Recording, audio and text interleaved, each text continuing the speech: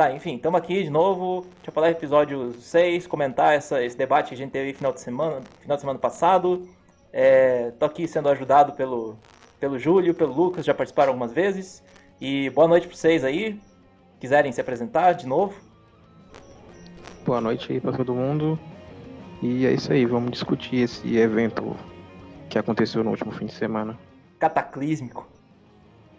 Boa noite aí todo mundo. Satisfação tá comentando sobre um debate de alto nível, ou talvez nem tanto. Complicado. Mas então, até falando nisso, acho que seria um pouco bater em cavalo morto se a gente simplesmente repetisse o que foi dito, né? Falar, foi uma merda, foi.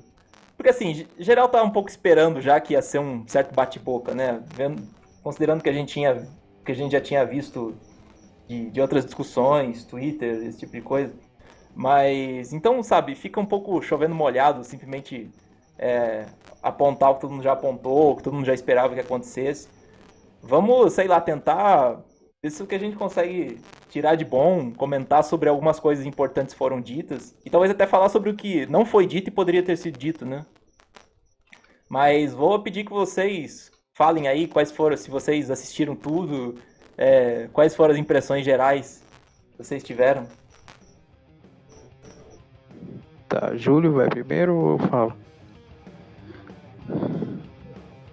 Bem, a gente assistiu com o pessoal do Ancap Ball junto numa sala de chat que eu criei, e a impressão que a gente teve, de certa forma, é que era uma discussão que ambos não tinham muito que concordar um com o outro em aspecto nenhum, eles sempre iam discordar, e por causa disso, os dois meio que... O Cogos ficou estressado e o Foy ficou num...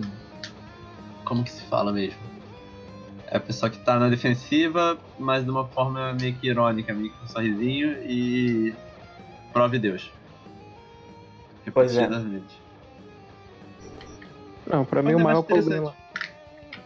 problema desse debate foi que ele não foi pra lugar nenhum. Você pega o começo e depois de 2 horas pega o final, já tá no mesmo lugar. E é o mesmo lugar que tava a discussão inteira desde que começou a treta do Cogos com o For. Só que não tem muito pra onde ir desse debate, porque o Cogos fundamenta tudo o que ele quer falar a partir de Deus. Então, a primeira coisa desse debate deveria ser discutir isso. Só que o Cogos se recusa a entrar nesse mérito. Ele já chega como se todo mundo tivesse que já aceito a premissa dele. E aí, dessa forma, não vai sair do lugar.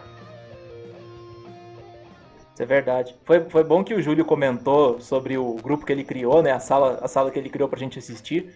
Que pelo menos pelo que eu ouvi, o chat mesmo do vídeo tava bem canceroso, né?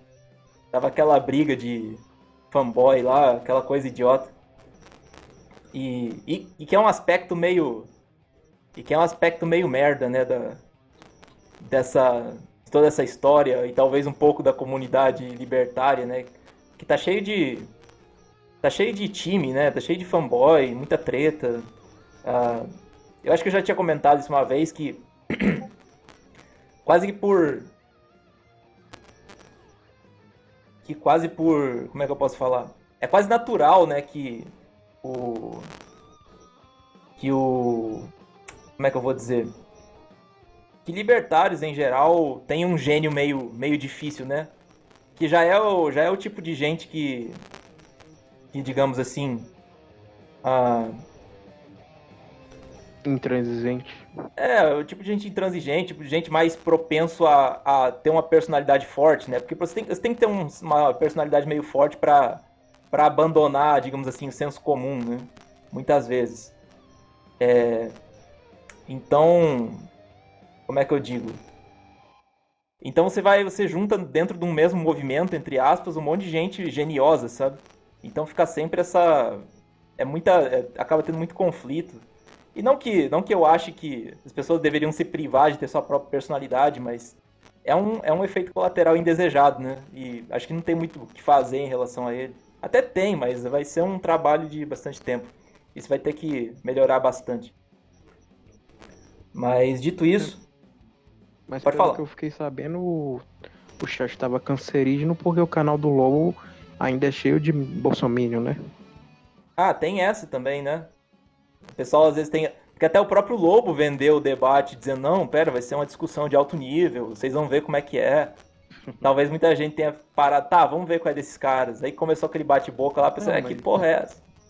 não dá pra negar que teve um alto nível ali. O problema é que não saiu do lugar. Teve muita gente no chat falando que não tava entendendo nada É, isso é do que tava verdade. acontecendo. Porque eles realmente tocaram em pontos bem profundos e avançados de filosofia e tudo mais. O problema, como eu disse, é só isso aí mesmo, de não sair do lugar de jeito nenhum. Cara, uma coisa que me deixou bem frustrado, assim, logo de cara, é que, tipo, o Cogos ele teve um tempão, sabe? Isso aí foi postergado bastante, não sei, 2 meses, 3 meses pra rolar isso aí. E sei lá, muitas vezes a impressão que eu tenho ultimamente, é que até por causa de todas as encheção de saco com ele, o pessoal pegando no pé, zoando ele tá um pouco que cagando pro libertarianismo, sabe? Então ele não se propôs muito a, pô, vou vir aqui e vou falar do tema, entendeu? Ele começou falando de PNA, tipo, não era a questão, entendeu? Sim. Minha teoria é E que o grupo libertarianismo estragou o Cogos. provável, provável. Eu não sei porque, quer dizer, eu não posso dizer muito bem porque eu nunca participei daquele grupo, mas ficou muito esquisito, sabe? E ele parece que não tá mais afim, assim, e ele simplesmente chegou, vou falar o que eu já tenho mais ou menos em mente do que deve ser o problema. Ele não se preocupou muito em falar, não, o que o Ford tá querendo dizer, vou tentar responder o argumento dele. Ele começou a falar de um cavalo morto, sabe? Começou a bater num cavalo morto. É, E. o Cogos sofreu muito naquele grupo, eu lembro. Eles enchiam o saco dele demais. Fora as degenerações que postavam lá, que eu acho que até hoje a imagem que o Cogos tem de um libertário vem daquele grupo. Por isso É, que isso, ele espantalha tanto a ética argumentativa. isso é verdade. E. Como é Não que eu que vou ele dizer? esteja justificado, né? Mas é uma explicação. Então, mas é esquisito porque entre os libertários, como se pode dizer, entre ANCAPs assim, geralmente o grupo que você vai encontrar que é menos bizarro assim seriam os ropeanos, né? Vamos falar assim. Eu acho, pelo menos. Se bem que o meme da remoção física pega mal também, né? O pessoal costuma exagerar com isso. E eu não O sei. problema é que no Facebook tava o pior dos roupianos, o pior dos penalistas, o pior de tudo tava lá. Isso é verdade. Eu acho que a gente Realmente. tem que entender o Cogos pela ignorância tecnológica deles, de certa forma. Que grupo de Facebook, que é, sem querer, sem querer ofender o pessoal aí, mas é o baixo nível do baixo nível. WhatsApp, baixo nível do baixo nível, o pessoal vaza o número dele e acabou, e sai divulgando. Eu acho que o número do For nunca foi divulgado assim. Provavelmente ele só usa Discord é um dos motivos. Também. E Ele também, porque não o é um cara Cogos que. Ele não é um cara memético, vamos dizer assim, né? também, mas eu aposto É, que o pessoal vaza o número do Cogos porque sabe que ele vai dar rage. É. Exato. E meio que por ignorância tecnológica dele, ele é pegado a Twitter, Facebook, WhatsApp até hoje. Ele não consegue imaginar outra situação. Tanto que criptomoeda não é ele que mexe pra si mesmo, não. Ele contratou um cara pra poder fazer isso. Pense. Mas eu falo em relação ao que ele não teria problema em fazer, sabe? Que era pro debate mesmo ele realmente pegar, não, vamos. Eu não tenho como especular o que ele leu, o que ele deixou de ler, mas parece que ele simplesmente não se deu muito ao trabalho de se preparar pro debate, sabe? Ele falou um pouco das coisas que pra ele já era um pouco senso comum, assim, que ele já estava acostumado a falar e. Sabe, ele acabou atirando em um monte de alvo errado, assim, e já começou a se ficar frustrante por causa disso. Porque não teve nem a discussão do, do que, do que deveria ser mesmo discutido, né? Uhum. Parecia que ele tava fugindo da questão, isso que pareceu. Cara, eu não sei se tava fugindo ou o quê, mas parecia que ele simplesmente não sabia qual que era o tema, sabe? Eu fiquei muito com essa impressão de alguém que não tá nem aí, sabe? Tá certo que o colo já é meio largado, Também. mas. Esse debate já mudou de tema tantas vezes. E Pra quem não lembra, ficou. começou com ética. Por causa daquele caso do do carinha que reagiu ao assalto e deu um chute no cara. Aí o For falou que foi desproporcional, o Cogos ficou puto, e aí levou a esse debate aí. Cara, acho até que foi antes disso que eles estavam começando a especular isso aí. Acho que eles marcaram o debate e aí começou a ter apareceu essa treta aí. Aí foi aparecendo uma depois da outra. Sério, pra mim foi nessa treta aí. Acho que teve até coisa antes. Mas enfim. Só que aí o que aconteceu? Porque o Cogos não dá pra explicar a ética argumentativa para ele porque ele rejeita a epistemologia.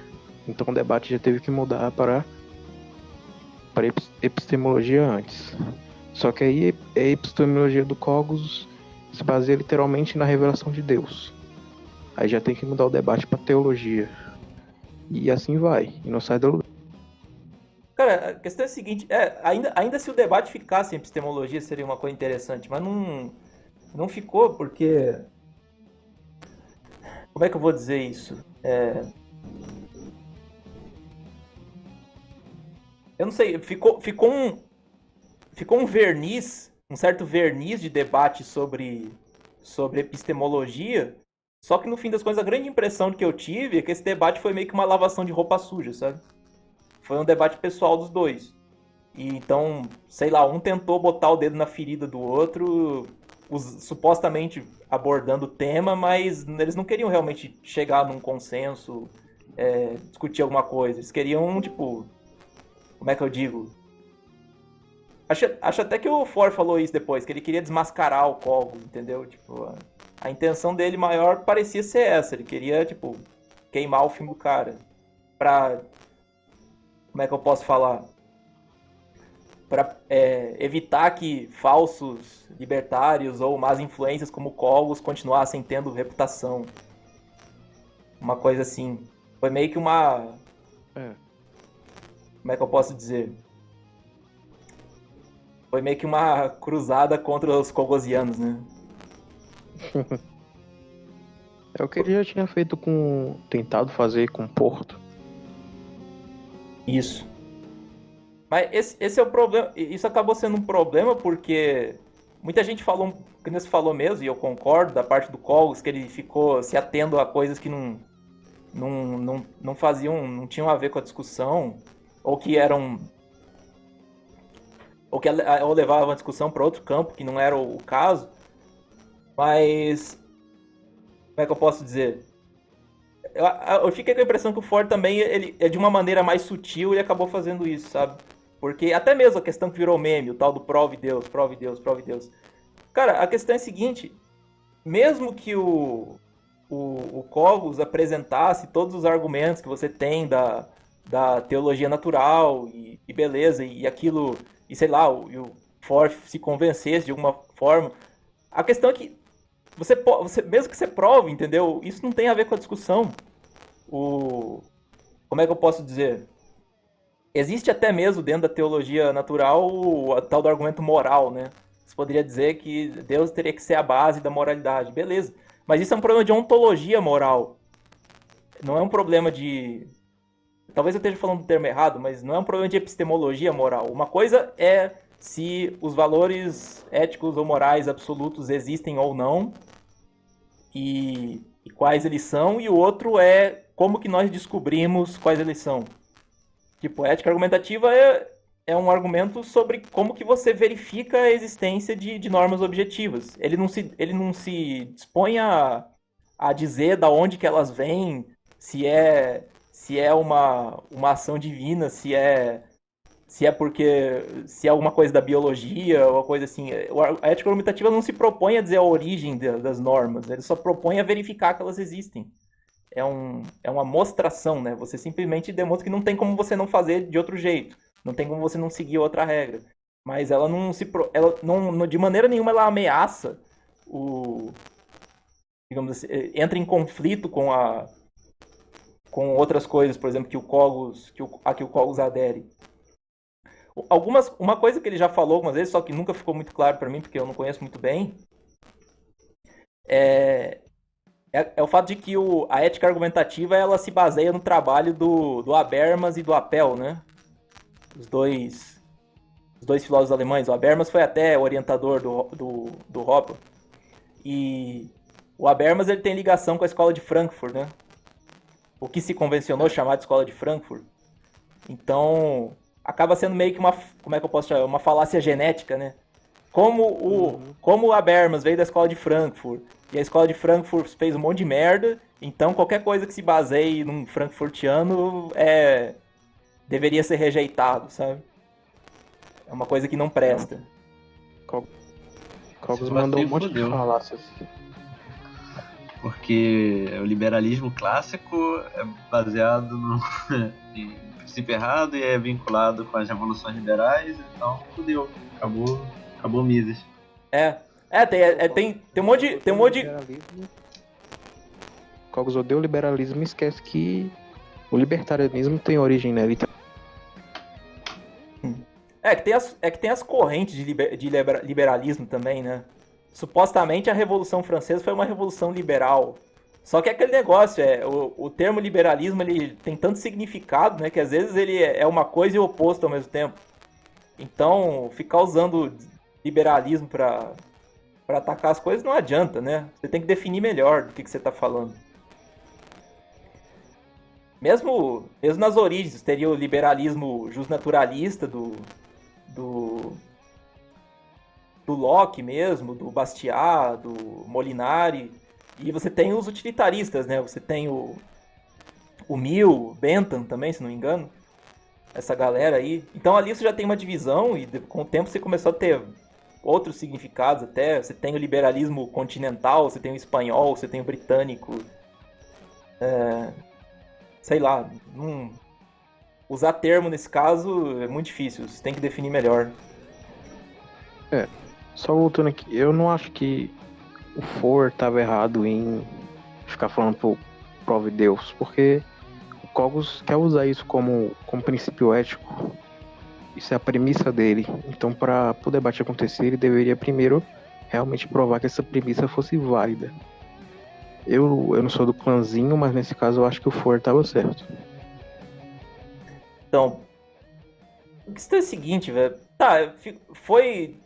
Seria importante perguntar isso no sentido pro argumento, mas ao mesmo tempo ele sabe que mesmo que o Cogos provasse, isso não ia servir, entendeu?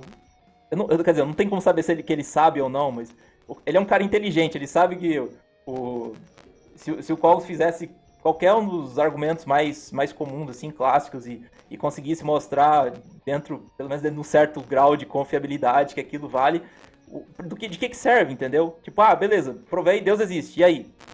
O que eu tiro disso? Não tem como você dizer, Deus existe, então minha ética. Sabe? Aí o Cogos teria que argumentar sobre isso, porque é isso que ele faz, literalmente. Então, mas nem Deus isso existe, logo minha ética. Esse que é o problema. A questão é que não é nem teria que fundamentar isso. O problema, então, não foi nem dele provar ou não a premissa dele. Entre a premissa e a conclusão dele já tem um salto, entendeu? Ele teria que pelo menos elucidar isso.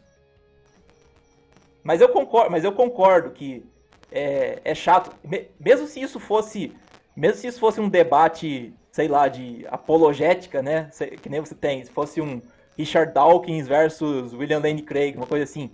A pior coisa que você pode fazer nesse tipo de debate, para você irritar mesmo o lado ateu, agnóstico, é você partir da premissa, não, assuma Deus. É a pior coisa que você pode fazer. Você vai deixar o cara super puto contigo. É pior. Isso é petição de princípio, uma falácia. Cuzona. Nem que você, sei lá, mesmo que você tenta fazer um certo justificacionismo ou redução ao absurdo, sei lá. A pior coisa que você pode fazer é assumir, assim, assuma, isso aqui. Mas Até o Cogos já defendeu algumas coisas bem absurdas baseando na ética dele. Então, para ele, a ética argumentativa realmente tem um empecilho sobre o que ele acredita ser certo sobre a moral absoluta dele. Ele já defendeu, por exemplo, que podia bater no namorado cuzão da filha. Ou que o corno tinha direito de matar o Ricardão. Esse tipo de coisa, na live do Anarcogeek, ele tava lá falando como se fosse super certo e não podia ser contrariado. que É, Deus. isso é verdade. Cara, como é que eu vou dizer? Eu tinha comentado isso em algum outro momento que o Cogos ele deveria, desde o início, né, ter sido levado mais a sério tanto para o bem quanto para o mal. Da mesma maneira que o pessoal zoa ele e, tipo, se aproveita vamos dizer assim, se aproveita dos autismos dele, do temperamento dele pra zoar, ao mesmo tempo eles acabam sendo bastante permissivos com algumas coisas que ele fala, né? Então não tem ninguém pra chegar na moral, assim, e, e falar, ó, cara, você tá viajando, entendeu? Tem uma frase que diz que quando... É a Lady.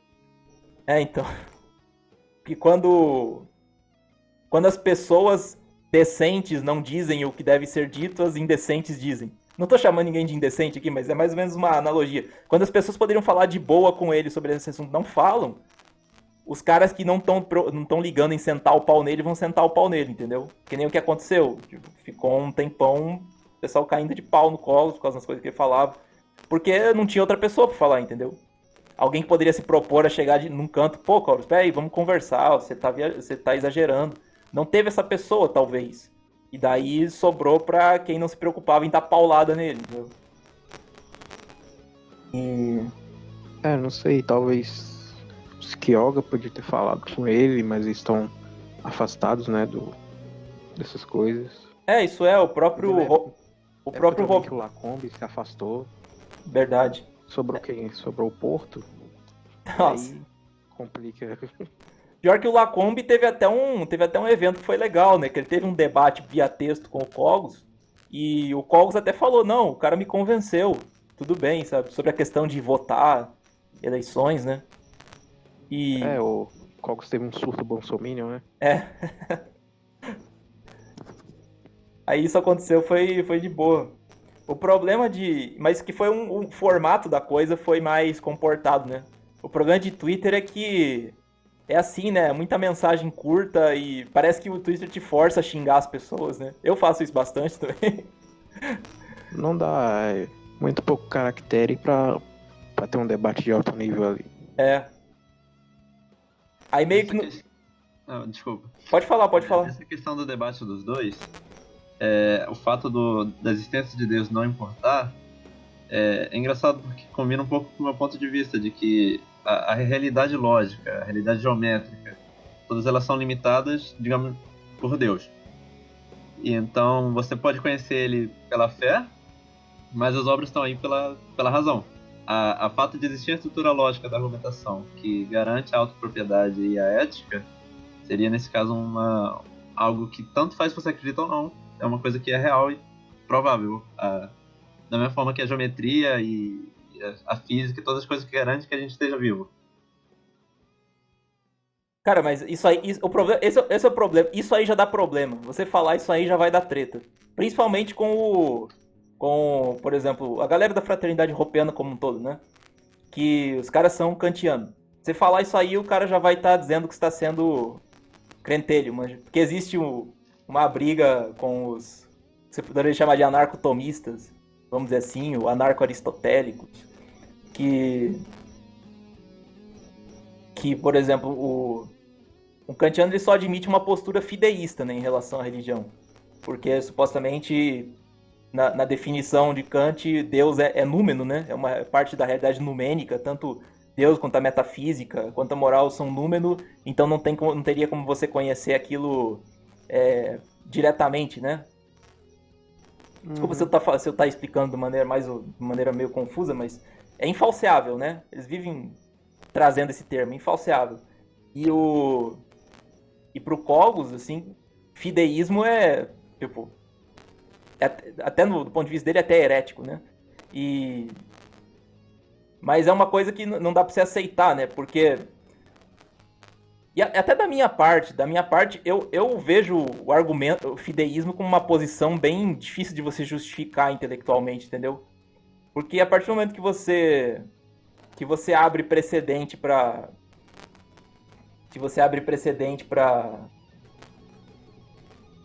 Pra isso, entendeu? Por exemplo, não, tem essa coisa aqui que eu aceito sem que seja demonstrado pra mim, sem que eu tenha uma evidência disso, alguma coisa assim. você meio que tá abrindo precedente pra qualquer coisa, entendeu? Mas é a fé. Sim, é a fé, mas o problema do fideísmo é que é um reducionismo, né? Existe dentro, como é que eu posso dizer? Em certas vertentes cristãs que não sejam fideístas, você tem as duas possibilidades, né? Você pode chegar naquilo por meio da razão, por meio do seu, sei lá, da, da reflexão sobre a sua experiência, né? Sobre o mundo em que a gente vive e tudo mais, a analogia entes que se chama, né? Ou você pode ter uma experiência pessoal ou uma confiança no testemunho, uma coisa assim, que seria a fé, realmente. Seria uma confiança, mas não é uma fé pura. O problema do fideísmo é que ele é reducionista, né? Ele só te fornece essa via. Você não tem opção.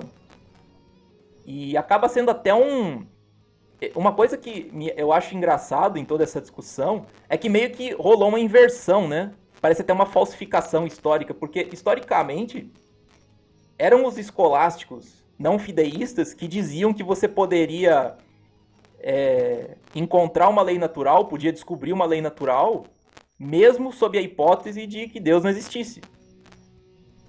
E dentro digamos assim, das vertentes fideístas, o argumento deles, na verdade, não estou falando dos kantianos, mas o argumento original é de que, por causa da nossa condição de pecadores, né, por causa do pecado original, a nossa razão é torpe, a nossa razão é deturpada, então nós não temos condições de conhecer a lei, conhecer a Deus e a lei, né, tanto que o sumo bem, por nossa razão. Então é até contraditório, né, porque o fideísmo ele deveria negar até mesmo a ética argumentativa.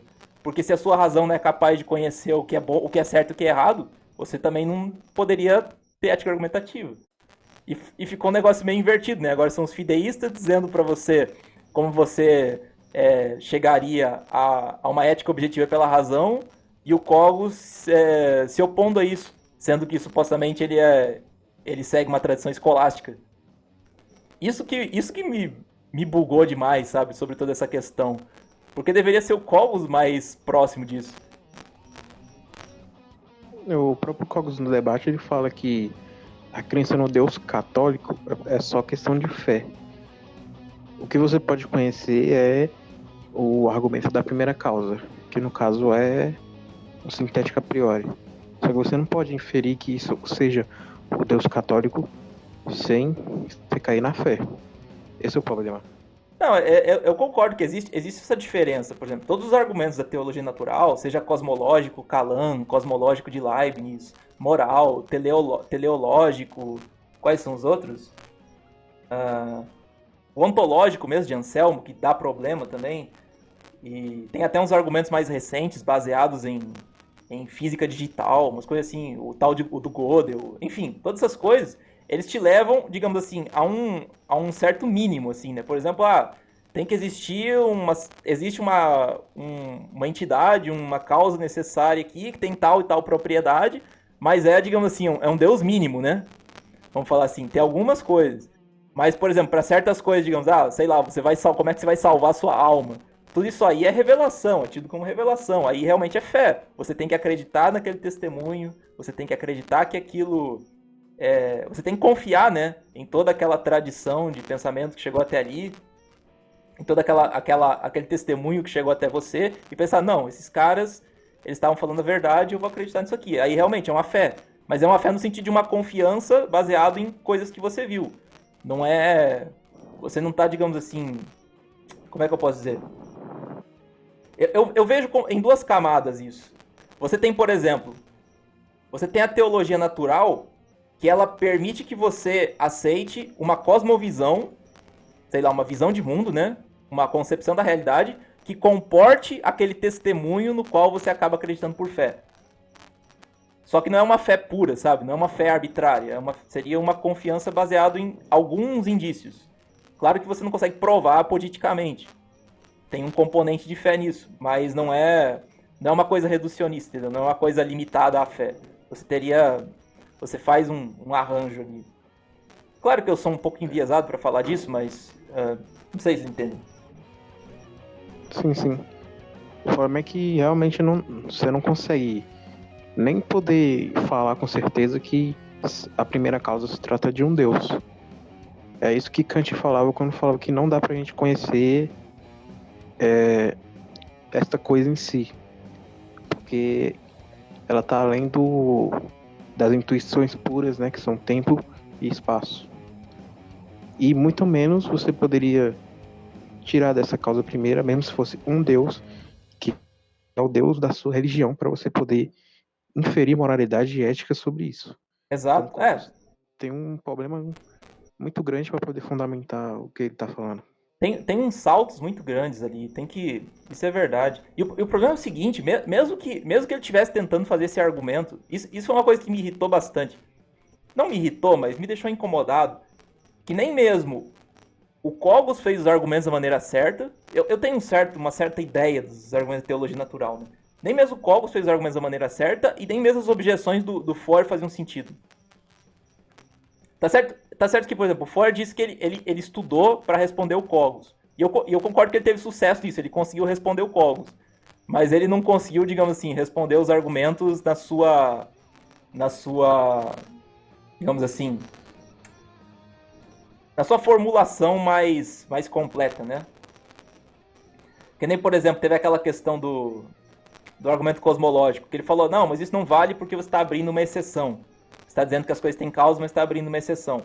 O problema é o seguinte, isso é simplesmente uma forma mais sofisticada de você fazer aquela pergunta do quem criou o Criador, né? Que basicamente não entende o problema. Porque, de certo modo, a própria ideia do argumento cosmológico é você mostrar que não tem como você ter uma realidade estritamente natural, né? Estritamente material, física. Porque dentro do mundo físico, dentro do mundo natural, todas as coisas, todos os eventos, eles são causados por alguma outra coisa, né? Eles são contingentes. E não tem como você ter um universo inteiramente contingente, uma realidade inteiramente contingente, porque você acaba caindo no programa de regressão infinita e tudo mais. Então, meio que dizer que ele criou uma exceção, não é uma exceção arbitrária, é uma exceção necessária, porque senão você tem um problema, né? Mas... o que eu ia dizer agora? O Ford disse que tá tentando deixar o Cogos o mais calmo possível para evitar aquelas rages dele e evitar que ele quitasse o debate também. Na live do Anarcogeek ele quitou só porque o Isaias falou que Deus errou. Então eu lembro disso aí. O Ford tava pisando em ovo cru ali. Não, tô ligado. Você tem que... como é que eu posso dizer? Você tem que elogiar um pouco a paciência dele, né? Porque eu confesso que conversar com o Cogos nessa situação não deve ser muito fácil. Nesse tema, ainda por cima. Mas o que eu ia dizer mesmo? Caralho.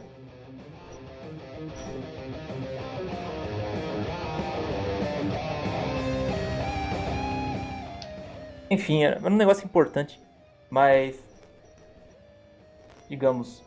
É foda, é foda falar desse tema, porque o debate, em boa parte, ele se resumiu a isso, né? Então, muito disso é falar, por exemplo, como eles poderiam ter abordado o tema melhor. Porque... como é que eu posso dizer? Ficou muita impressão de que... mesmo que o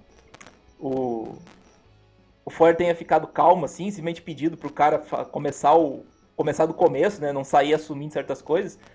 Mesmo que eles tivessem chegado numa... que nem eu falei, mesmo que eles tivessem chegado em algum consenso sobre aquilo, ainda teriam muitos problemas ainda pra avançar. E eles acabaram nem tratando muito da ética argumentativa, né? Teve um ponto que o Cogos fez, que eu acho que foi o mais importante. Ele só falou uma vez e depois eles não tocaram mais no assunto. Que eu acho que é... Eu acho isso fundamental até para você discutir ética argumentativa, até antes da ética argumentativa, né? Vamos dizer assim, epistemologicamente falando. Porque... vocês me corrigem se eu estiver errado, o Lucas acho que é mais entendido de Kant do que eu.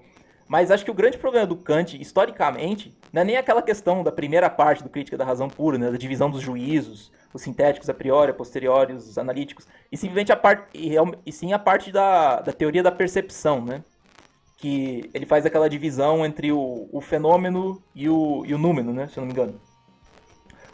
Digamos, a coisa em si, os objetos reais mesmo, né, os objetos em si mesmos, eles de algum modo eles afetam os nossos sentidos, E esse processo faz com que os nossos sentidos eles produzam certos dados, né? Produzam representações dos fenômenos, que seria a forma como, digamos assim, os objetos se mostram para nós, não é? Sim. Então, e por exemplo, esse fenômeno, a forma como a gente consegue perceber isso estaria condicionado a algumas categorias, tanto as formas puras da intuição sensível, né, o tempo e espaço, e algumas categorias de entendimento que já são inatas nossas, né? São 12 categorias, agora eu não vou saber elas de cabeça, mas enfim. E o problema é que assim, o Hoppe até fala disso, né, no Ciência Econômica, no Método Austríaco, que a forma como Kant coloca essa teoria dele, coloca essa ideia dele, ela acaba sendo confusa e ela dá margem para as diferentes interpretações.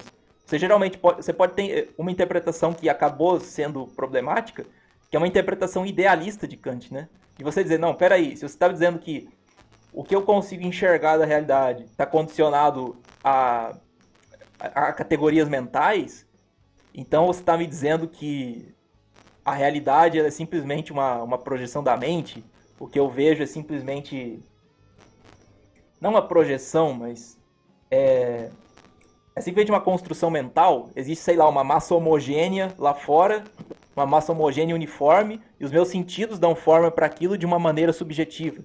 Então quer dizer que qualquer coisa que eu perceba como uma realidade tem que ser uma realidade, entendeu? E não que Kant tenha dito isso, mas digamos assim, historicamente essa interpretação acabou tendo certas consequências negativas. Talvez até no idealismo alemão, do Hegel e, sei lá, o Schelling, Fichte, essa galera aí, e que acabou desembocando até em... Enfim, não quero fazer... eu não quero fazer uma falácia... Como é que é isso? Não é uma falácia genética, é o contrário, né? Você julga a teoria pelos frutos dela, né? Pelo menos os frutos segundo quem interpretou aquilo de um determinado jeito. Mas existe essa discussão, existe um pouco essa acusação para cima de Kant que ele teria sido responsável por certas ideologias nocivas e que decorrem dessa interpretação idealista, né? Que até o próprio Hoppe critica no Ciência Econômica Método Austríaco, né? Ele recomenda as leituras. Não, existe uma interpretação realista de Kant, tem tal autor aqui e tal. E ele faz até o comentário que eu achei bastante interessante, que o Mises, na epistemologia dele, pelo menos da forma que eu entendi, ele não é puramente kantiano, né? Ele faz uma adição, que é sair das categorias mentais que Kant aplicava e inserir na teoria da percepção a categoria da ação.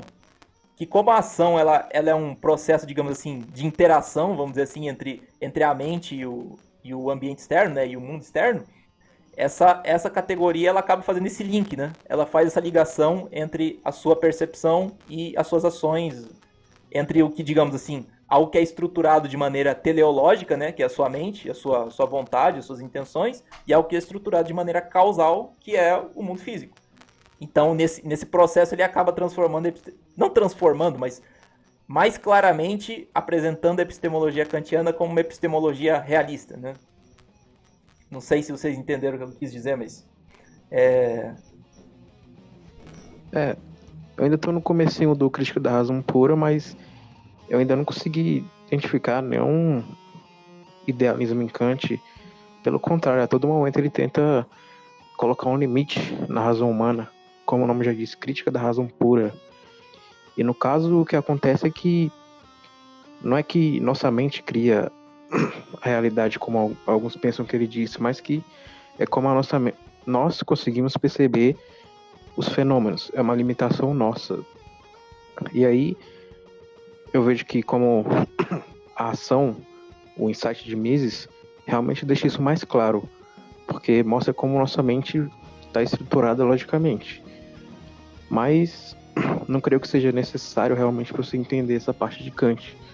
Apesar de ser um pouquinho complicado, não é uma leitura muito fácil realmente, mas se você...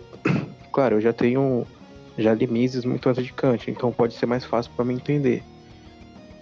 Mas é isso aí. Não é... É uma falácia, como você disse, você interpretar Kant dessa forma. E o próprio Hoppe diz no livro dele que não tem fundamento.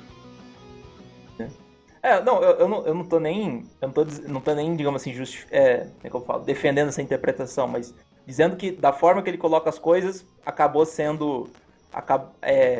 dando margem para esse tipo de interpretação, né? Não sei se... Não dá nem para dizer que foram honestas ou desonestas, mas acabou dando margem para isso. Talvez até um pouco talvez até um pouco da bronca que o Foer tem com o pessoal aristotélico, né? É até por conta da Ayn Rand, né? Que a Ayn Rand, ela tinha uma base muito forte em Aristóteles e ela detestava Kant, né? Tinha um carinho especial por ele. Então... Mas realmente, ele se foca bastante nessa questão da... Como o próprio nome diz, né? O pessoal diz, o nome é crítica da razão pura, não é defesa da razão pura. Se bem que o título em si não prova muita coisa. Você tem que ver se ele teve sucesso na tentativa dele de conciliar aquele conflito da época, né? Aquele conflito intelectual da época. E aquela coisa, tem gente que diz que ele conseguiu, tem gente que diz que ele só piorou a situação. Eu realmente vou ter que me aprofundar para ter uma opinião melhor sobre isso. Saber.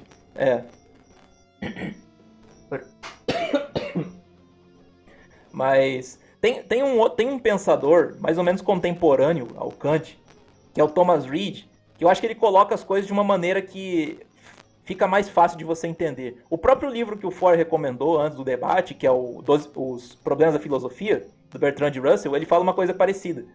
Que talvez o Kant ele tenha se focado muito na participação do sujeito na percepção. Porque ele detalha bastante, né? Me corrija se eu estiver errado. Todas as formas puras de intuição, as categorias de entendimento. Ele se foca bastante em como que o sujeito consegue receber a informação e consegue entender ela, né? Consegue, digamos assim, fazer o fenômeno se conformar à sua mente, né? Essa frase é problemática, mas mais ou menos isso.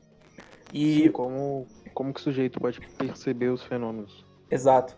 Mas uma coisa que o Thomas Reid fala, e o Bertrand Russell, se eu não me engano, ele fala isso também, é que, na verdade, a percepção, ela não está exclusivamente nessas formas mentais, nessas categorias mentais. Ela está na relação entre a sua mente e os seus sentidos e o objeto, né? E a coisa em si. Até porque essa classificação de sujeito e objeto, durante a percepção, ela não é absoluta. Por exemplo, se eu tenho uma garrafa, eu estou vendo uma garrafa aqui. Ao perceber a garrafa, ao perceber a forma dela, a cor dela, a textura dela, o brilho dela, eu sou sujeito, a garrafa é objeto. Mas se eu vou lá e dou um chute na garrafa e quebro ela, quem está recebendo informação é a garrafa, entendeu? Então você inverte as coisas. E a garrafa tem sentidos? Ela não tem uma mente.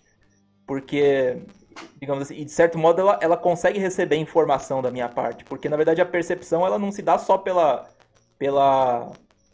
receptor. Ela se dá pela relação entre o emissor e o receptor, né? O que eu consigo perceber não depende só dos limites da minha percepção. Depende também dos limites que aquele objeto, dos limites, digamos assim, de emissão de informação daquele objeto. Um objeto não pode fornecer uma informação que não faz parte da estrutura dele. E talvez, que nem eu tô só especulando, eu realmente preciso me aprofundar um pouco mais. Mas, lendo alguns comentários indiretos, talvez esse tenha sido um descuido de Kant de não se focar no outro lado da história, né? De não se focar nessa relação e deixar bem claro que ele tá se preocupando justamente com uma interação com um mundo que existe, né? E não apenas com a estrutura da mente humana, né? Mas realmente, talvez o livro dele ele se preocupou em criticar justamente falar justamente das limitações da razão. Então é entendível que ele tenha se focado nisso. Mas... porque até é difícil você falar, tipo, de algum entendimento fora da mente humana. Porque você não tem como você conceber o que alguma outra mente consegue perceber. Só o que a sua e a parecida com a sua consegue, tipo, dos todos os seres humanos. Aí você consegue detalhar como é que funciona o entendimento. Isso que Kant mesmo coloca um limite. Tipo, você não pode inferir que o entendimento de outra mente vai ser diferente ou vai ser parecido. É mais ou menos a justificação que ele dá para a coisa em si, que você não consegue conhecer. Só consegue, como se diz, imaginar ou algo assim. Exato, eu fiz uma volta gigante, mas eu queria chegar justamente nesse ponto. Obrigado que você me lembrou. Foi o ponto que o Cogos fez. Ele não ficou nesse ponto. Seria muito interessante se tivesse ficado. E também não teve resposta e eles simplesmente passaram para outra coisa. Que foi bem frustrante. E, por exemplo, eu posso estar falando bobagem de novo, mas quando você fala em ética argumentativa, né? Quando você fala, por exemplo, do processo da argumentação, né? Da troca de proposições entre dois indivíduos sem agressão e tudo mais. O que você verifica, digamos assim, o que você pode verificar na argumentação é o reconhecimento mútuo de autopropriedade, né? Para que você possa ter uma argumentação, você precisa ter, obrigatoriamente, né, um reconhecimento mútuo de autopropriedade. Tô certo isso? Sim. Então, a questão é a seguinte. Eu só consigo reconhecer outra pessoa como um ser humano, digamos assim, como um ser racional como eu, e por isso reconhecer a autopropriedade dele, reconhecer o controle que ele tem sobre o seu próprio corpo de maneira indireta. Porque, como você mesmo disse, a mente de outra pessoa, ela é inacessível para mim. Digamos assim, o Lucas em si, com quem eu estou falando aqui agora, o Júlio em si, com quem eu estou falando aqui agora, eles são inacessíveis para mim. Eu não sei o que eles são em essência, digamos assim. Eu não sei o que eles são em si. Eu só consigo entender que eles fazem parte de uma mesma classe que eu, de uma mesma classe ontológica de ser racional, de maneira indireta, de maneira análoga. Porque eu consigo perceber certos aspectos deles, que são semelhantes a alguns aspectos que eu percebo de mim, e por meio disso eu acabo até induzindo que eles pertencem à mesma classe. A própria ideia de classe ontológica é uma indução, se você for ver.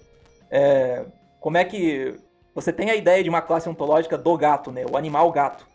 Mesmo que ele não seja um gato específico, mas você consegue compor essa ideia de uma classe ontológica por um processo indutivo. Você vê vários gatos ao longo da sua vida e a partir disso você meio que forma uma ideia geral do que é um gato. O que define um gato? Qual que é a essência dele, né?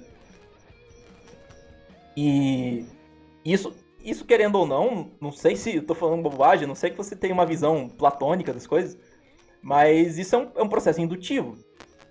Então, tipo, não tem como você rejeitar a validade da indução e ao mesmo tempo, tipo, apelar, entre aspas, apelar para um conceito de classe ontológica para criar uma ética universal com base na argumentação, entendeu? Porque a ética argumentativa ela não vale apenas para as pessoas que estão argumentando enquanto elas estão argumentando. Ela vale para todas as pessoas que têm, digamos assim, cuja classe todas as pessoas cuja classe ontológica, né? Se a pessoa é classe ontológica, mas para todos os membros daquela classe ontológica daquela classe ontológica que possui racionalidade e capacidade de argumentar como uma propriedade. E eu só consigo, digamos assim, aplicar isso por meio de um tipo de indução, por meio de analogias, entendeu? Eu posso nunca ter falado com uma pessoa na vida, mas por algum tipo de analogia com outras pessoas, eu consigo reconhecer ela como um ser humano que pensa e que é capaz de argumentar. Eu não preciso ir lá e argumentar com ela para comprovar isso. E tipo, eu posso estar falando alguma bobagem, mas a impressão que eu tenho é que essa universalização ela depende de você assumir essa equivalência entre pessoas, essa equivalência ontológica entre essas pessoas. E você não consegue demonstrar isso a partir de axiomas autoevidentes, a priori, vamos dizer assim. Você precisa ter uma certa confiança na sua experiência para isso. E talvez eu esteja confundindo os problemas, que seria mais um problema operacional do que outra coisa, mas eu realmente vejo esse problema. O Cogos tocou nesse ponto, só que ele não se ateve a ele, e ele não foi discutido. Eu acho que seria bastante interessante que eles tivessem discutido isso. Entra um pouco aí o conceito do zumbi seria filosófico, né? Um indivíduo que agisse como um ser humano identicamente, para que ele não possuísse uma mente nele. E entra também um pouco o conceito o fato do Cogos considerar isso porque para ele a classe ontológica humana está provada pela existência da alma humana. Apesar dele não conseguir provar isso, mas pela fé dele, por isso que ele vê, e alguns religiosos veem isso, vem a questão que a realidade não pode ser provada sem a crença, que isso a última instância leva para o niilismo, né? Para dizer que classe ontológica nenhuma existe, que nenhum objeto é ele mesmo em diferentes estágios do tempo, então nada pode ser definido. Seria aquelas ideias malucas do Nietzsche.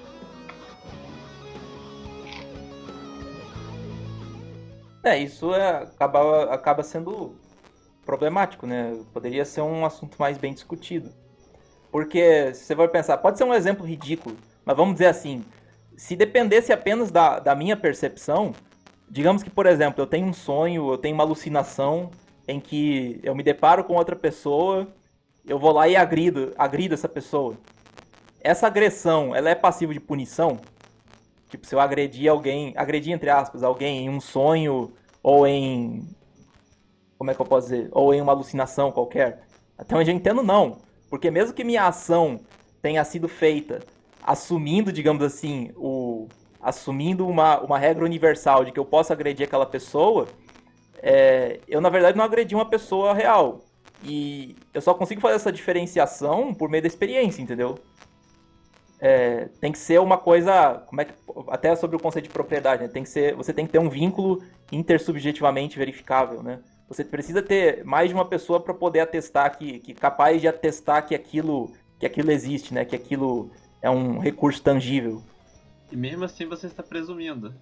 Pode ser o caso que a gente está vivendo dentro do livro do Lovecraft e o sonho é outro lugar no universo e você agrediu uma pessoa real. Exato. E você não tem como desprovar isso. Aquela coisa, ou um problema que acaba... E isso às vezes parece que entra em conflito com a teoria da percepção do Kant, entendeu? Porque você tem duas possibilidades. Ou você consegue de algum modo dizer alguma coisa sobre a realidade objetiva, vamos dizer assim, a realidade real, para poder sustentar isso aí. Ou você tem que assumir que, sei lá, a gente está vivendo num inconsciente coletivo, alguma coisa assim. E não tem matéria. Até tem um argumento em prol disso que eu tava vendo aqui. Tem algumas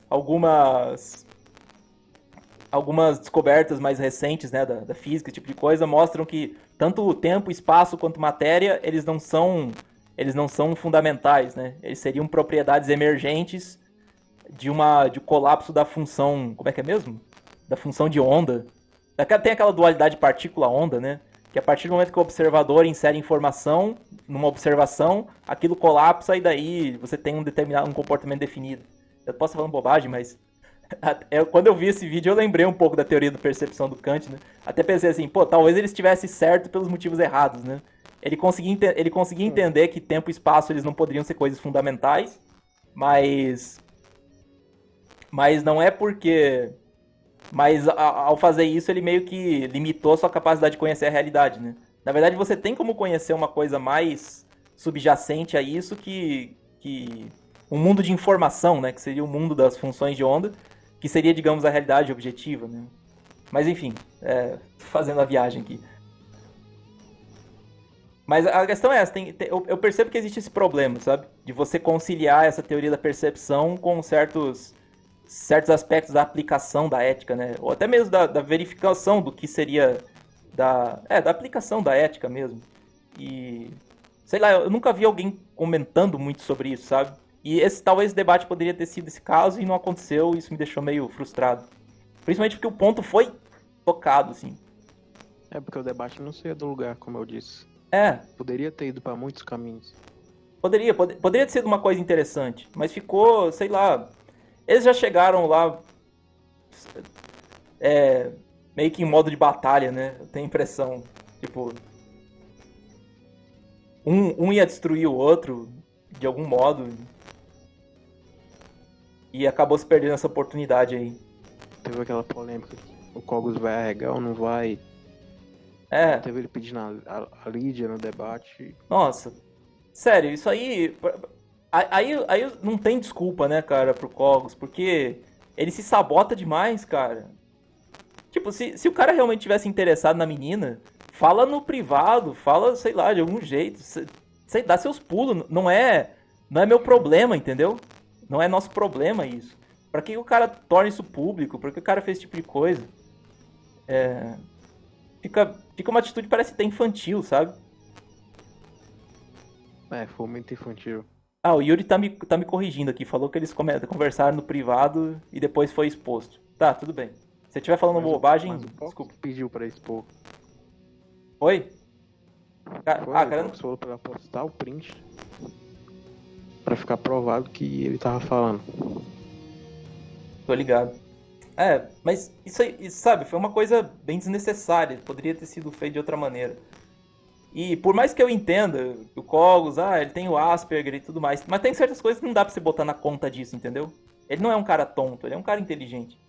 Não dá pra dizer que toda vez que ele faz merda, não, mas é o Asperger dele. Tipo, não.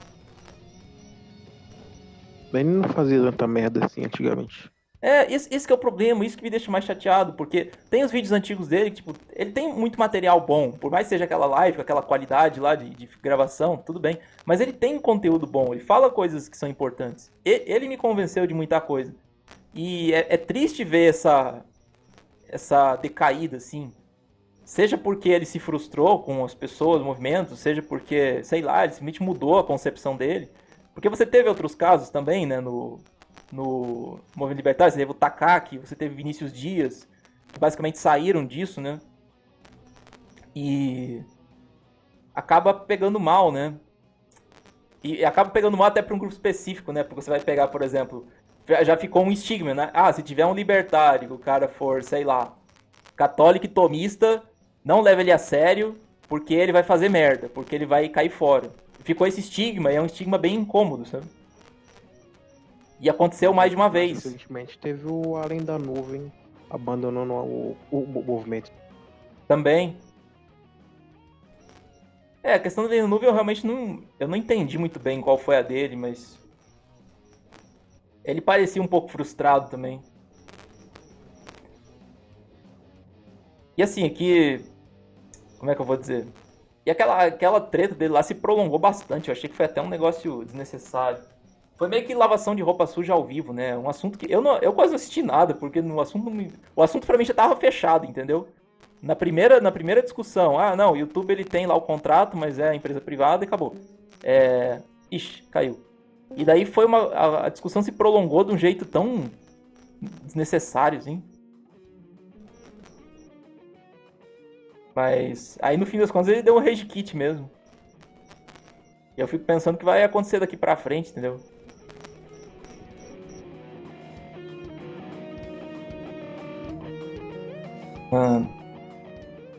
Eu fico com certo receio de que também vai ter um ponto em que, sei lá, qualquer libertário novo que apareça aí, queira ganhar um certo espaço, vai ter que começar a pedir bênção, sabe? Pra falar o que fala. E eu realmente não tô disposto a fazer isso. Cá entre nós.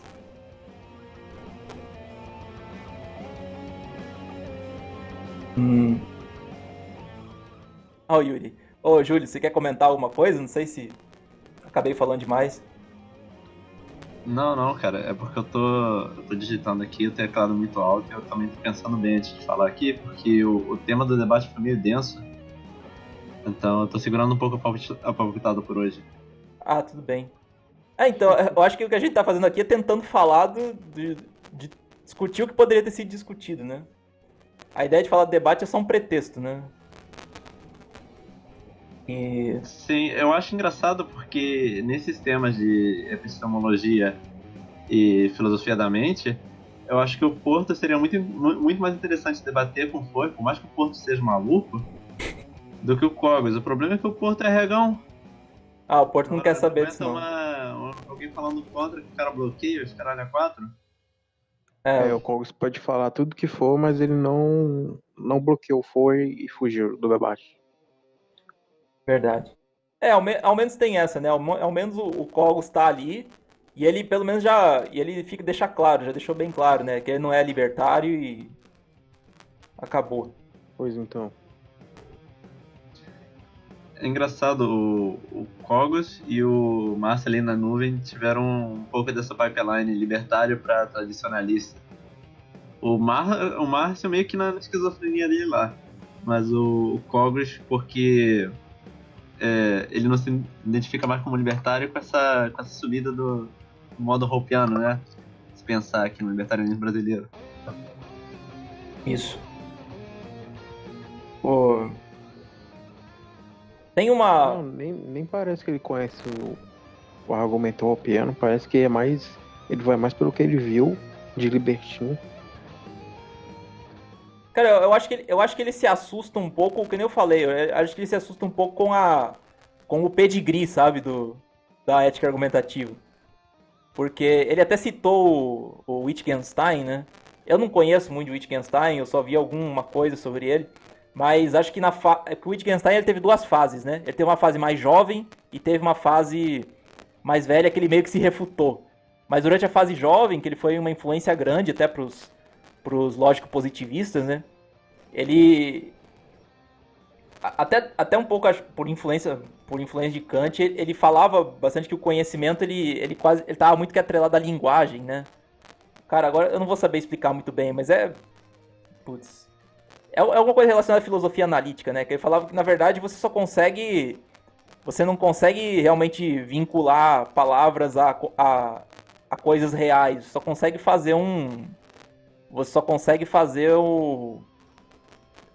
só consegue raciocinar dentro de uma linguagem, entendeu? Sem que aquilo se esteja atrelado a algo real. E isso acaba sendo meio relativista, né? Pelo menos dá margem para uma interpretação relativista. Só que ao mesmo tempo tem gente que diz que o Wittgenstein foi um cara que combateu muito o relativismo. Então, parece ser um daquele tipo de filósofo que ele tem uma filosofia dual, né? É tipo, o pessoal fala bastante isso de Nietzsche, né? Você consegue encontrar, sei lá, 5 filósofos dentro dele. Cada um tem uma linha diferente. Então, essa confusão, ela acaba sendo meio fatal, né?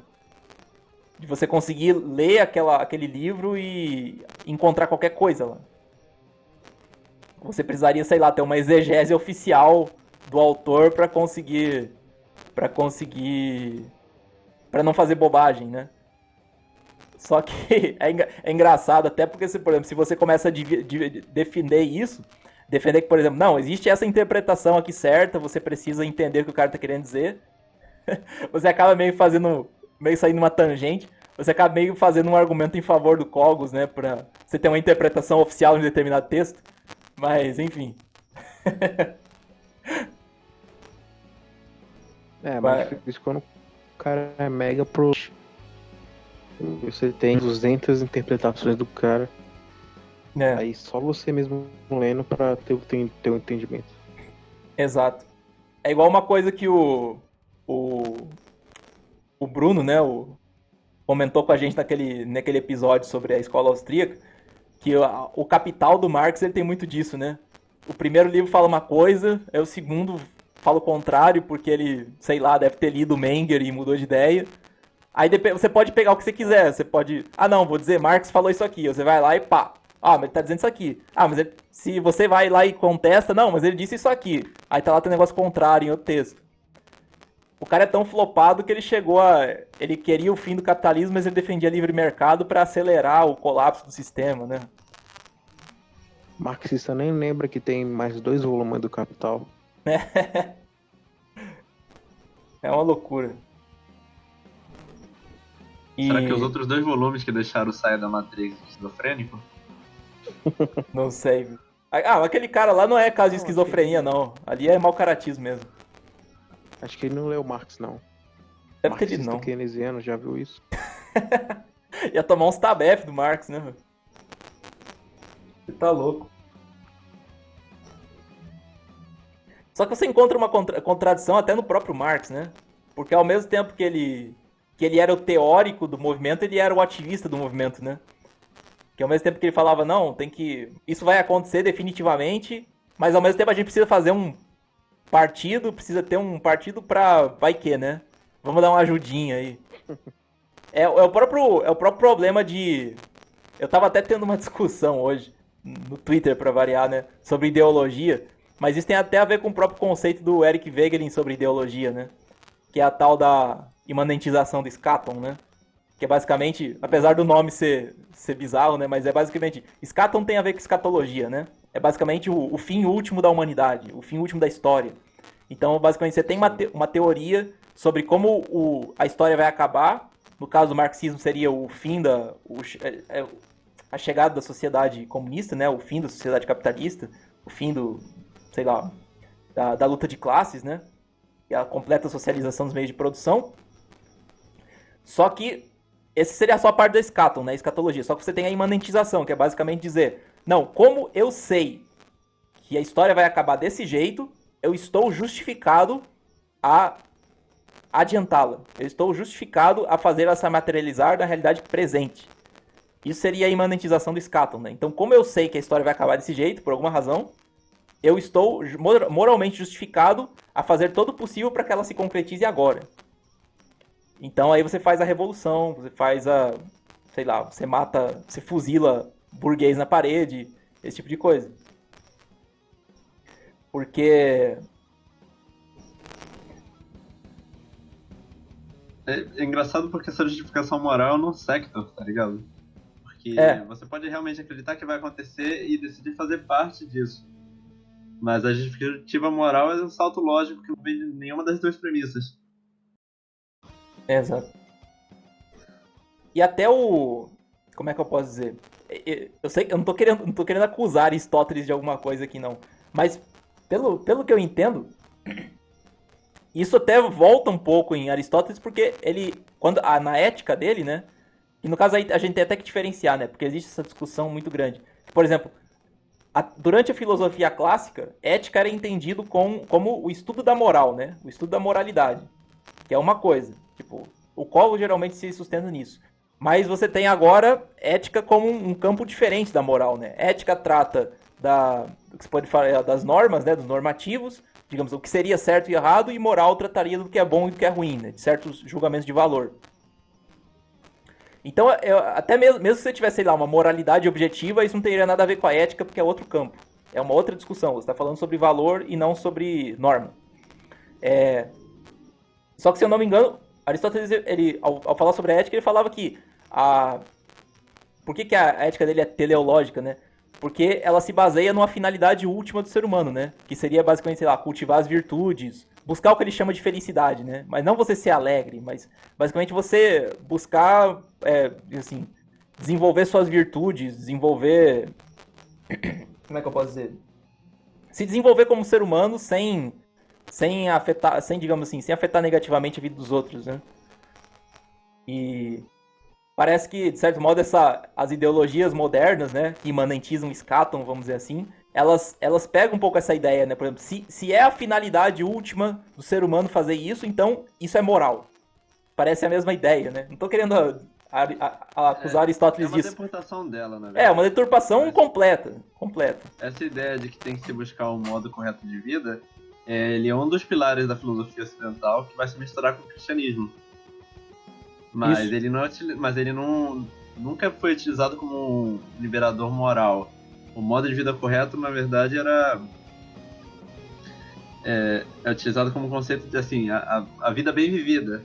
Isso. O cara, o ideólogo, por exemplo, ele vai se sacrificar pela ideologia dele, porque aí ele vai misturar durante outras ideias, outras formas de pensamento. A vida bem vivida é a tal da... A vida bem vivida. Se você sai pra panfletar pelo comunismo, você já tá deixando de usar esse tempo pra fazer outra coisa. Como trabalhar e tomar um banho. A vida bem vivida é a tal da eudaimonia, né? É isso? É esse nome? Não sei. Se não me engano, é. Mas até tem a deturpação faz uma confusão de termos.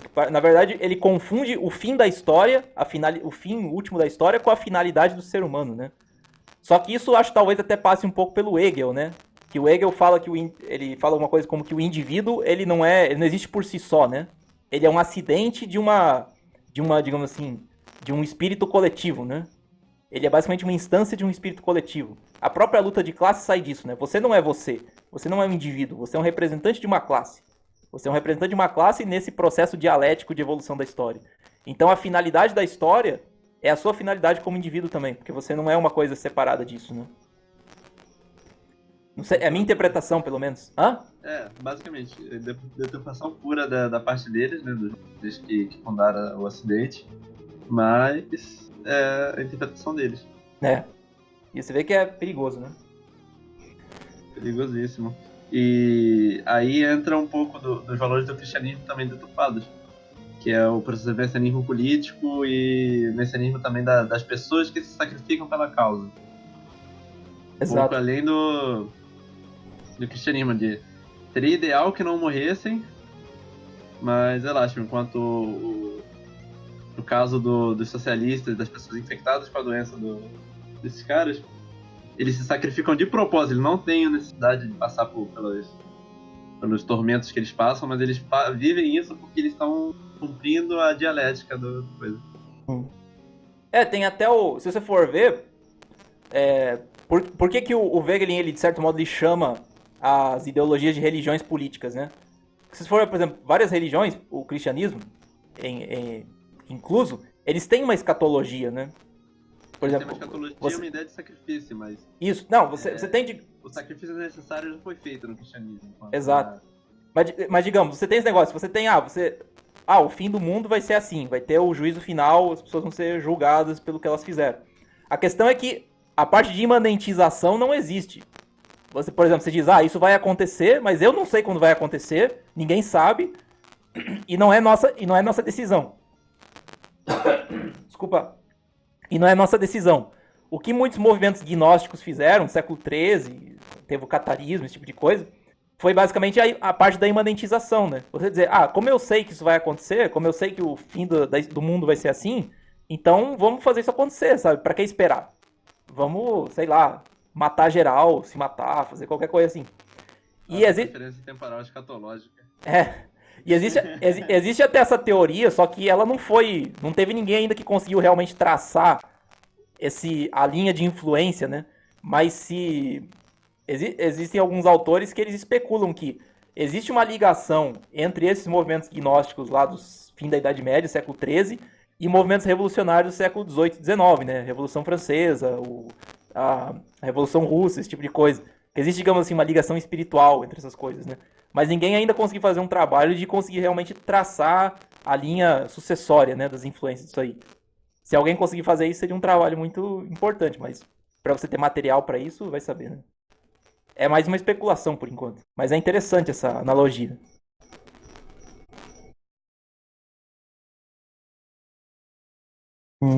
A gente entende o messianismo político mais como um método do que como uma coisa herdada por uma linha filosófica e tal. É verdade. Mas dá pra perceber que é um fato que ocorre, que a questão do messianismo político é até hoje utilizado.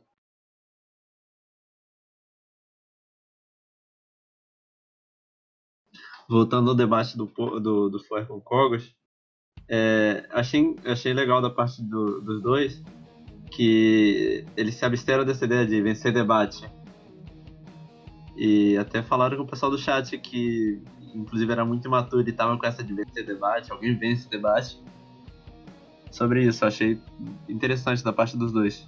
Apesar de eles terem perdido muita oportunidade mesmo de ser um pouco mais competitivo e ter largado a mão de um ponto para partido para o debate em si, né? Ficaram presos num ponto só. O debate em si ou o debate fenomenológico?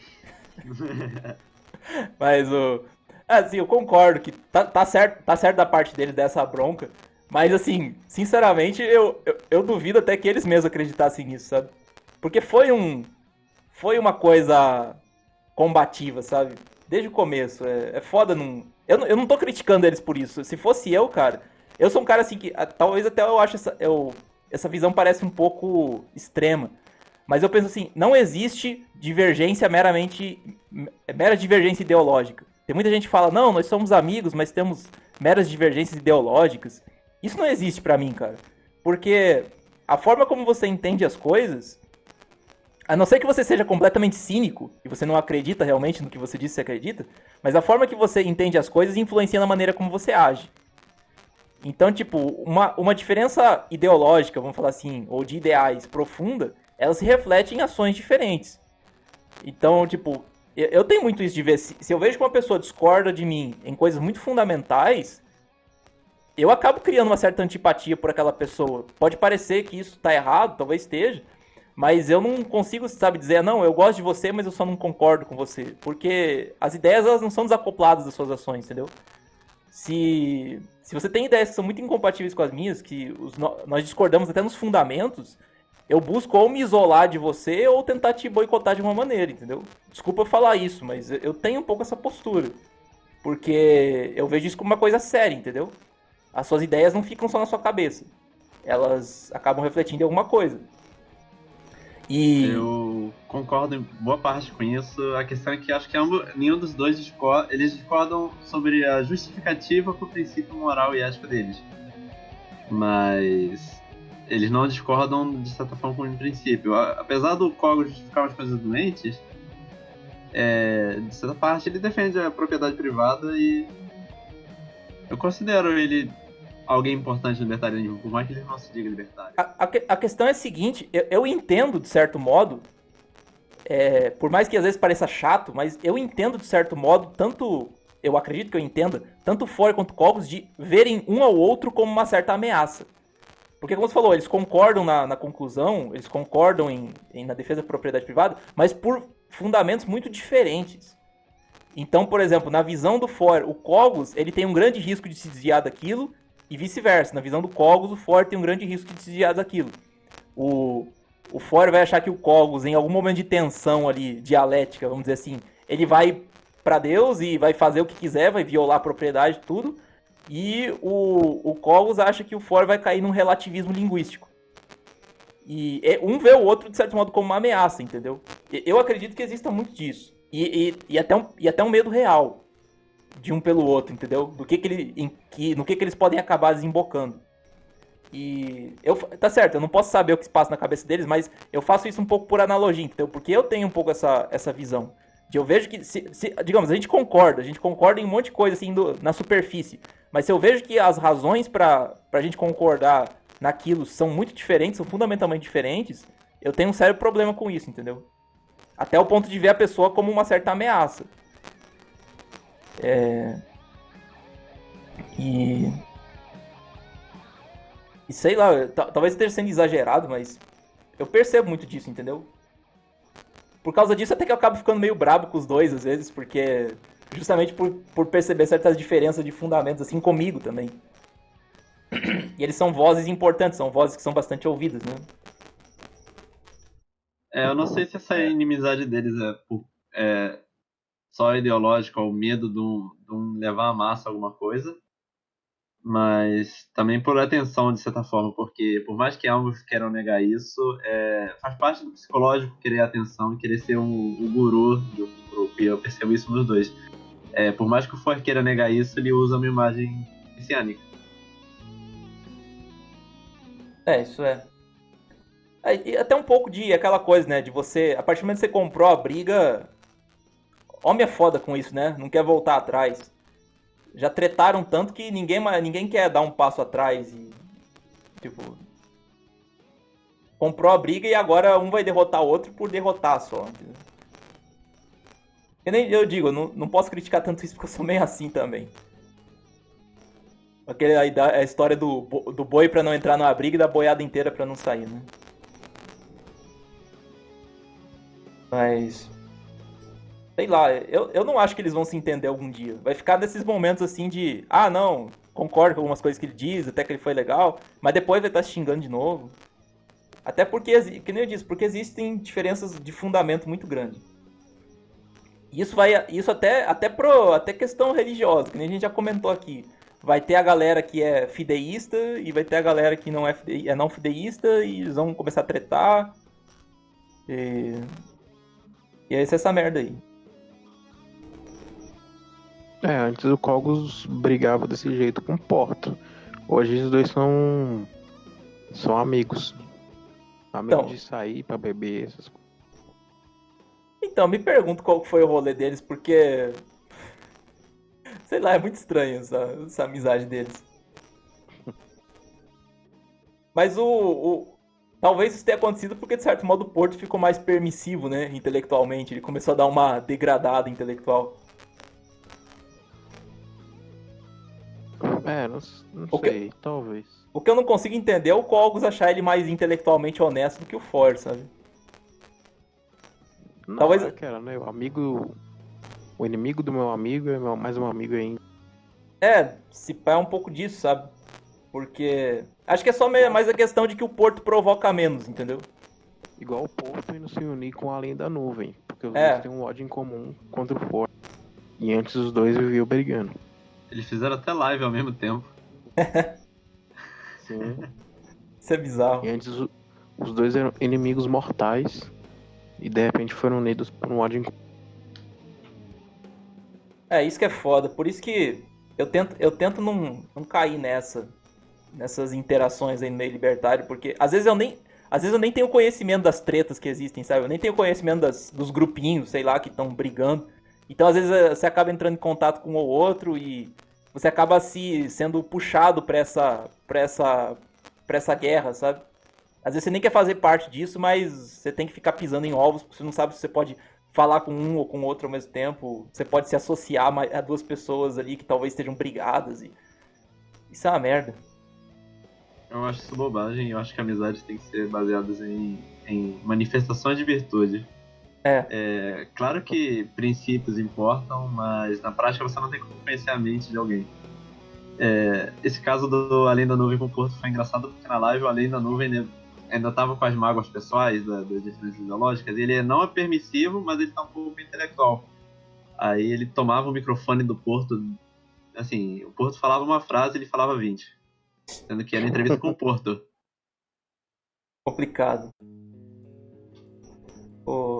Acho que uma coisa que dá pra tirar de tudo isso, é um dos motivos pelos quais eu criei o canal, eu devo ter falado isso no primeiro episódio, é que não dá pra gente se acomodar com, digamos assim, uma referência, sabe, do libertarianismo. Não, tem esse cara aqui que manja. Esse cara manja, então ele sabe responder essas coisas.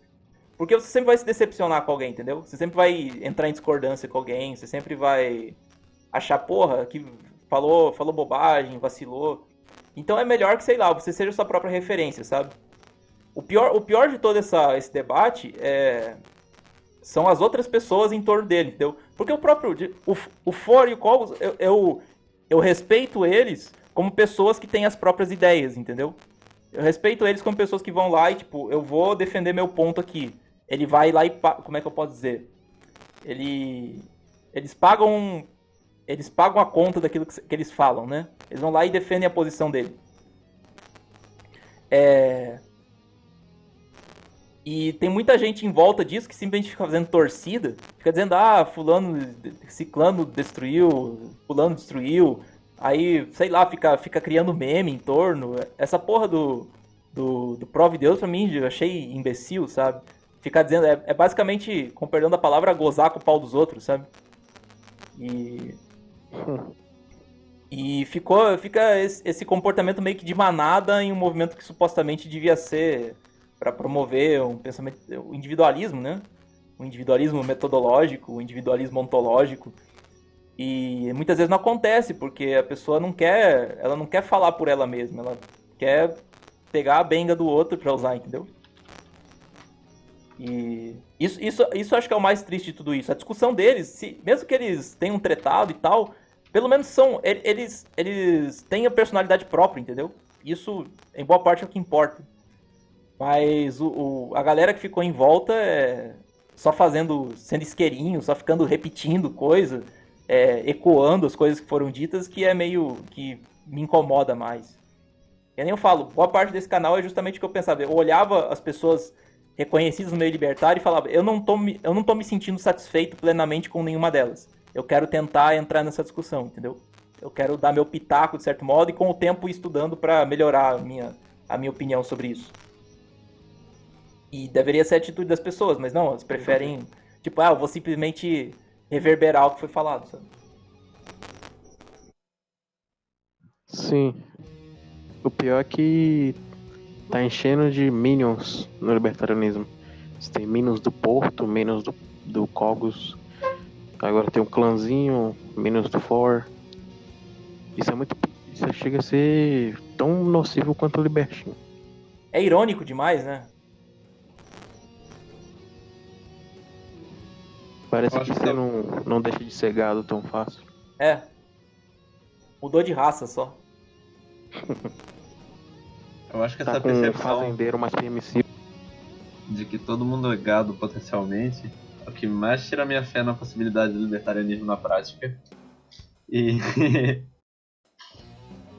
e é interessante, o pessoal escolhe o cara que fala em público mais parecido com aquilo que ela pensa e acabou. É. Tem muita gente que tá atrás de fora ou atrás de Porto que é descolado racionalmente, não sei o que, não dá pra provar Deus e acabou. Mas não para pra ler as sugestões de livro, não para pra analisar os outros canais e ver se mesmo discordando em alguma coisa tem um outro ponto que dá pra aprender mais. E eu não esperava essa mudança no Além da Nuvem, porque era um cara que defendia isso, ou fala defender isso, mas o cara é completamente intransigente com qualquer um que discorda dele na menor letra. Pois é. Eu acho que isso vem muito da preguiça que o pessoal tem de ir lá e ler a parada. Por exemplo, no nosso grupo de estudos lá do Capibal, toda hora vem um, refuta isso aqui pra mim, não sei, como é que eu refuto esse cara aqui? Aí na primeira que ele acha um cara que sabe refutar, ele vai virar gado desse cara. Isso é uma coisa que me irrita pra cacete, né? O cara não se dá o trabalho de... nem que seja pra ver vídeo, cara. Sei lá, ver os vídeos do Rafael Lima, você pelo menos tem uma noção. Você consegue raciocinar um pouco. O cara não, ele viu uma coisa ou outra e ele quer falar, não, ele entra em debate ainda, né? Não, vou refutar meu professor, vou refutar meu colega no Facebook. Aí vai lá, começa a falar, aí tá uma paulada, não sei o que falar. Aí tem que encher o saco em grupo e falar, refuta pra mim isso aqui. Porra, pelo amor de Deus, né? Aí o cara manda um textão de 30 linhas e fala, refutem. Folgado ainda por cima, né? Então. Ou então um vídeo de 30 minutos, refutem. Bobagem. E até aquela coisa de, por exemplo, que você falou, a partir do momento que vê um cara que fala, não, esse cara manja de refutar, aí usa ele que... Aí usa o cara meio que de testa... Não é de testa de ferro, mas a pessoa que se propõe realmente a estudar e produzir conteúdo, ela acaba virando uma testa de ferro, sabe? Porque muita gente, sei lá, não tá afim de entrar na discussão por conta própria, de dar a cara a tapa, e põe esses caras e deixa esses caras... Não, deixa eles lá levar porrada e responder só que eu só vou ficar assistindo. Isso aí é uma... Além de ser uma preguiça, é uma covardia bem grande, né? Covardia intelectual. Eu lembro que na época do debate... O cara é uma... Desculpa. O debate é Deus contra ateus, crentes contra ateus. Pelo menos o pessoal se parava pra ler, falassem lógicas básicas, sei lá, exercitava um pouco. Tem muito libertário no grupo Libertarianismo que vê o vídeo do Rafael, vê alguma coisa fora e sai pra debater, não conhece nem o básico da lógica. Arrogância fatal, né? Isso é um grande problema. Tipo, o cara descobriu uma coisa ou outra ali, porra, parece que descobriu o mundo. Pô, agora eu sou iluminado, agora eu não sou mais gado, agora eu vou refutar todo mundo. Aí vai lá, toma uma paulada e refuta pra mim aí. Ou nem isso, né? Ou simplesmente fica, sei lá, fazendo meme. Ou repetindo chavão, né? Foi uma coisa que eu falei, cara. Qualquer ideia que ela se condensa num chavão, ela acaba ficando imbecil. Pode falar a coisa mais óbvia do mundo. Mesmo o imposto é roubo. Se você simplesmente ficar repetindo isso, entendeu? Simplesmente ficar repetindo esse chavão, vai dar merda. A ideia vai se degradar e vai dar alguma merda. Até mesmo essa questão que me incomoda um pouco do que a gente falou sobre a discussão de ética e moral, né? Falar, não, ética é objetiva, moral é subjetiva. Você vai simplesmente repetir isso. Ética é objetiva, moral é subjetiva. Só que você acaba tendo certos problemas que talvez a pessoa não vai conseguir responder. Tá, mas existem certas morais que não são compatíveis com a ética. Como é que você vai dizer? Isso é compatível, é certo e errado ao mesmo tempo, entendeu?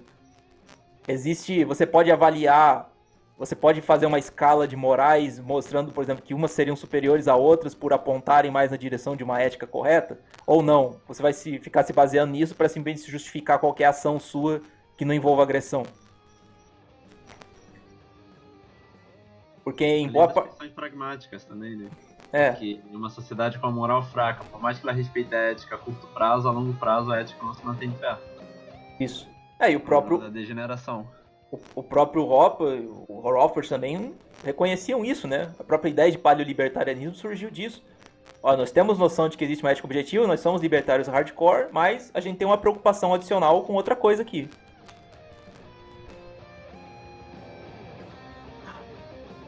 A preocupação cultural, né?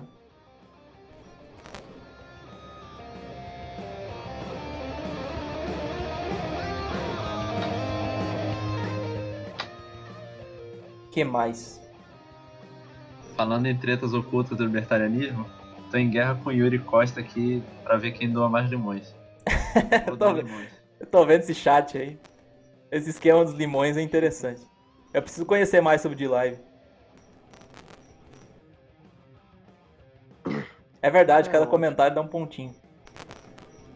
Acho que sobre o debate a gente já falou tudo que tinha que falar. Pois é. Só uma coisa que tem, tá na minha cabeça, que não tem muito a ver com o assunto, deveria ter falado lá atrás, mas sobre aquela questão que tanto os argumentos do Cogos estavam mal formulados, como as respostas do Foer não se aplicavam, sabe? Eles chegaram a tocar no argumento ontológico, né? E assim, eu sou um cara que eu não reconheço muito o argumento ontológico, ele é estranho pra mim. Ele parece ele parece uma certa petição de princípio, né? Pelo menos pra mim, ou talvez eu não entenda ele muito bem, eu já vi várias formulações, mas uma objeção que foi feita que não tem a ver com o argumento é de que, por exemplo, o argumento ontológico, pelo menos na formulação que eu conheço, ele não diz que porque você consegue definir uma certa coisa, porque você consegue imaginar um certo conceito, ele automaticamente existe. Porque isso daí cai naquela resposta boba, então eu consigo imaginar que existe um unicórnio, então ele existe, sabe? Não é isso. O argumento ele se baseia na ideia de mundos possíveis, o conceito lá de onde parte, sei lá, o ser maximamente grande, mas enfim, o argumento não é tão besta assim. E os dois ficaram nisso e o Cogos não conseguiu explicar direito, não sei se ele conhece direito, e a objeção do Ford não fazia sentido nenhum. Eu fiquei meio frustrado com isso também. Fundamentou muito mal o argumento ontológico. Tanto ontológico quanto cosmológico foi. E o pior ainda, mesmo que ele tivesse feito direito, não tem nada a ver. Formulou bem foi o da moral. Tem o argumento moral que talvez seria o mais pertinente, mas mesmo assim, mesmo que você conseguisse fazer o argumento moral com sucesso, o cara, porra, legal, concordo com você. A pergunta é aquela, o que tem a ver, entendeu? É uma questão é uma diferença de ontologia moral e epistemologia moral, e o Cogos não conseguia ver a diferença entre as duas coisas. Ele não conseguia saber que a discussão estava em outro plano. Aí ficou aquela, não foi uma argumentação, né? Não foi uma troca de proposições, ficou um soltando proposição na cara do outro, assim. É muito estranho. Foram duas pessoas argumentando sozinhas com elas mesmas, né? Na verdade, o Porto estava certo. Quem ganhou o debate foi o Porto. Foi o Porto. Ele tava com as mãos assim, Refutei os dois. O Porto planejou tudo desde o começo. Na verdade, ele ganhou porque foi o que ficou mais calado nesse período de tempo. Nossa, é Não verdade. deixei ele nem falar. Tá certo. Pô, ainda não veio argumentou consigo mesmo, então. Olha só. Olha só a troca de conhecimentos funcionando. Então.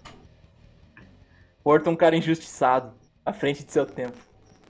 Daqui 50 anos a gente vai falar da ética portiana, vai dar risada do resto.